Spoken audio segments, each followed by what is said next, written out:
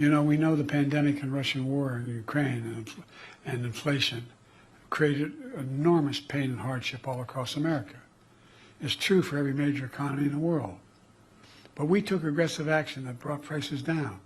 For example, after Russia's invasion of Ukraine, causing gas prices to spike globally, I ordered the biggest release of ever in our Strategic Petroleum Reserve. That's all that you all know. Most people listening wouldn't, but that's all that oil we've taken.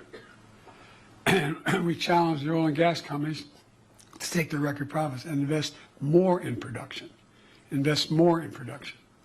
Today, American energy production is at record levels, including in oil and gas production.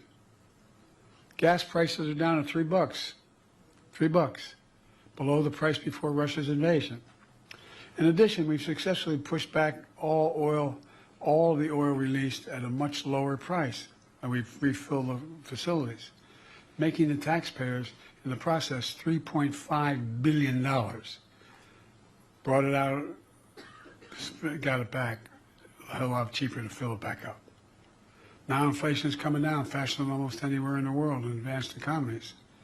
As inflation eased and the strong labor market persisted, inflation-adjusted wages and incomes began to rise.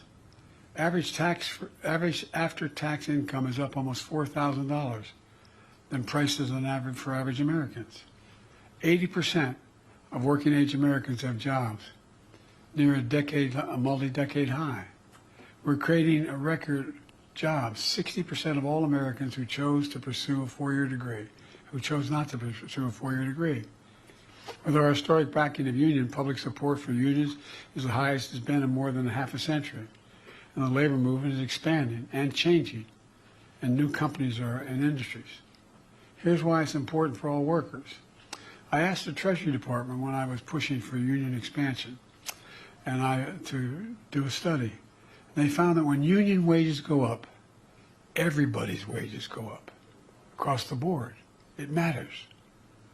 The middle out, bottom up playbook is also asking that the very wealthy the most profitable corporations, begin to pay their fair share.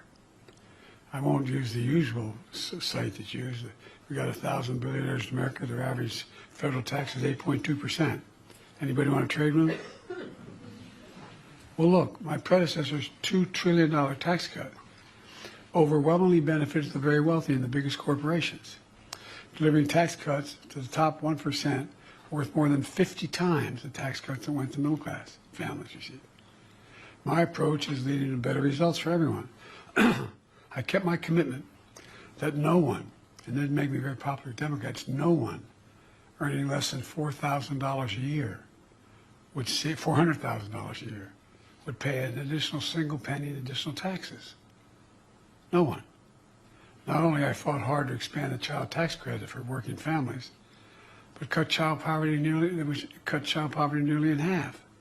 And by the way, it increases economic growth. More women can go back to work.